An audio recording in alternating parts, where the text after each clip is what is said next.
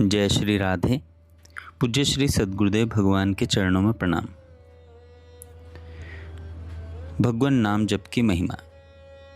जब जीव संसार के सभी साधन जप तप योग उपासना ज्ञान वैराग्य अनुष्ठान सब करके थक जाता है और हृदय में स्वीकार कर लेता है कि मेरे सामर्थ्य से भगवान नहीं मिलेंगे, तभी वास्तविक शरणागति प्रारंभ होती है।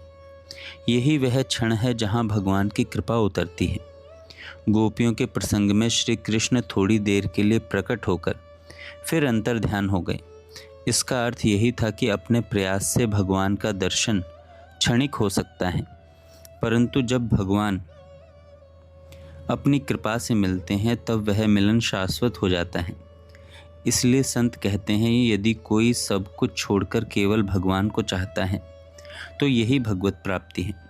भगवान को पाना किसी बाहरी घटना का नाम नहीं, बल्कि उस अखंड चाह का नाम है। भगवान को पाना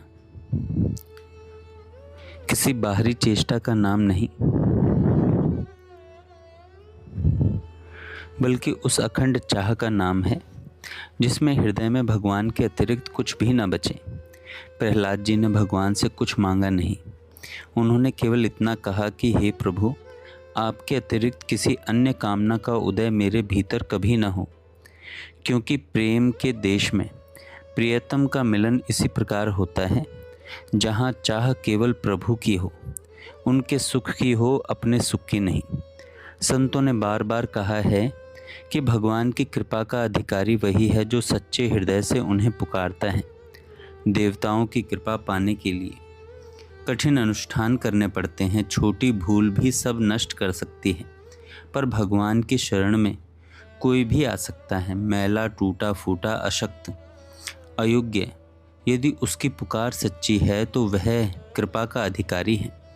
गजेंद्र मोक्ष में गज ने भगवान का नाम भी स्पष्ट नहीं लिया, केवल उस परम तत्व को पुकारा जो माया और काल से परे है।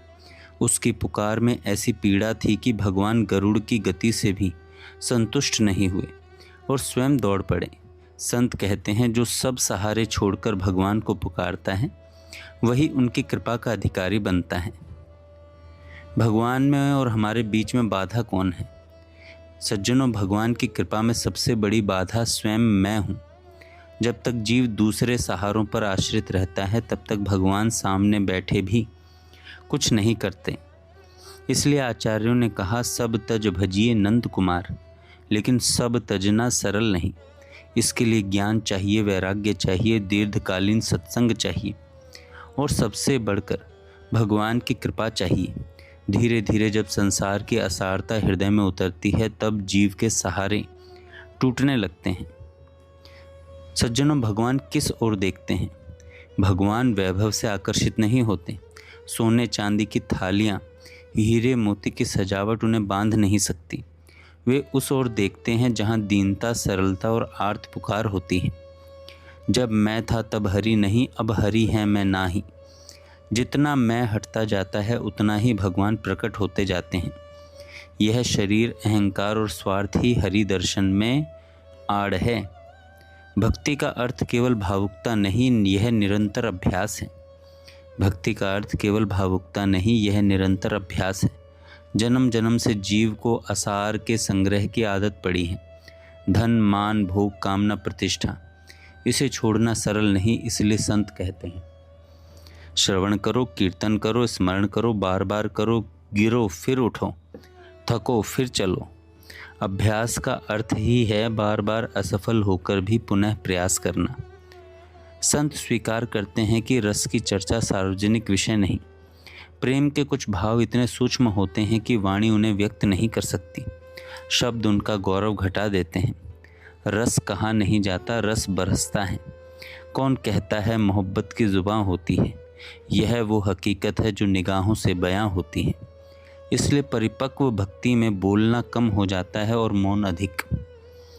वहाँ केवल देखना, स्मरण करना और प्रियतम की उपस्थिति में भीगते रहना बचता है। सज्जनों, भगवत प्राप्ति क्या है?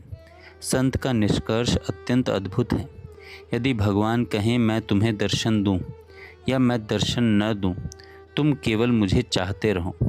तो सच्चा भक्त दूसरा विकल्प चुनता है, क्योंकि उसके लिए भगवान को निरंतर चाहना ही भगवत प्राप्ति है।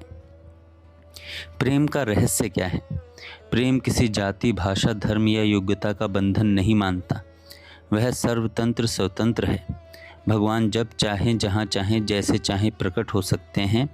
कभी सूखे नीरस मन में भी अचानक कृपा की बयार चलती है और रोम रोम भिगो देती है। प्रेम का मूल निष्कामता है। जहाँ स्वार्थ है वहाँ भगवत प्रेम नहीं टिकता।